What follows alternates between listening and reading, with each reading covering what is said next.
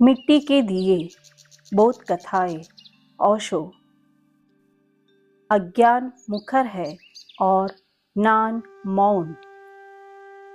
एक दोपहर की बात है, कुछ व्यक्ति आए और कहने लगे, परमात्मा नहीं है और धर्म धोखाधड़ी है। मैं उनकी बात सुनकर हंसने लगा, तो उन्होंने पूछा, आप हंसते क्यों हैं? मैंने कहा, क्योंकि अज्ञान मुखर है और ज्ञान मौन। क्या परमात्मा के होने या न होने के संबंध में कुछ भी कहना इतना आसान है? मनुष्य की शुद्ध बुद्धि के सभी निर्णय या हंसने योग्य नहीं है। जो स्वयं की बुद्धि की सीमा को जानते हैं, वे निर्णय नहीं लेते, अपितु अवाक रह जाते हैं, और उस रहस्यपूर्ण क्षण में ही वे स्वयं की सीमा का अतिक्रमण भी कर जाते हैं। तब वे स्वयं को भी जानते हैं और सत्य को भी, क्योंकि सत्य स्वयं में है और सत्य में स्वयं की सत्ता है। क्या बूंद सागर में है और बूंद सागर में नहीं है?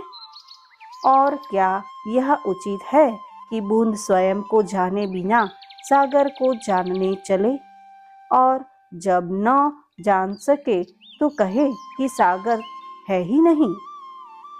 बूंद स्वयं को ही जान ले तो सागर को भी जान लेती है। परमात्मा का विचार व्यर्थ है।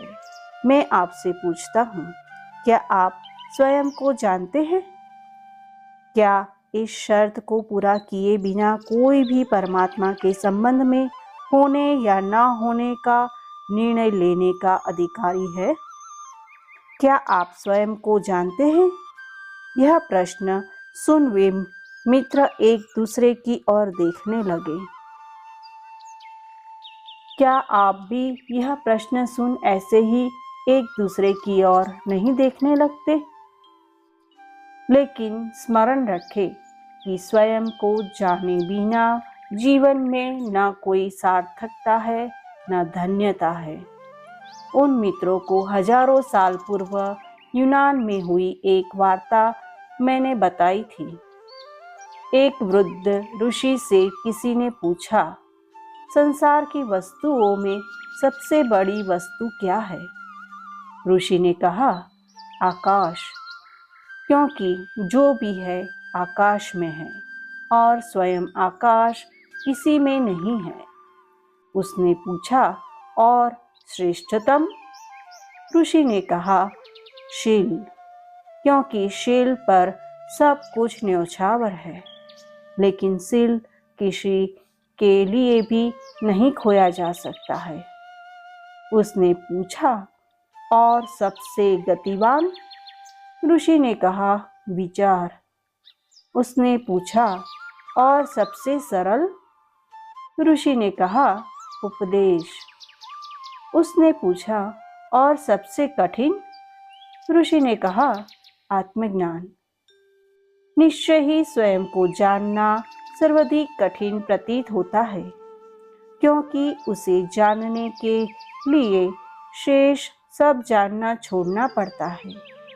ज्ञान के शून्य हुए बिना स्वयं का ज्ञान नहीं हो सकता है। अज्ञान आत्मज्ञान में बाधा है, ज्ञान भी आत्मज्ञान में बाधा है। लेकिन एक ऐसी अवस्था भी है जब न ज्ञान है न अज्ञान है। उस अंतराल में ही स्वयं का ज्ञान आविर्भूत होता है। मैं उस अवस्था को ही समाधि कहता हूँ।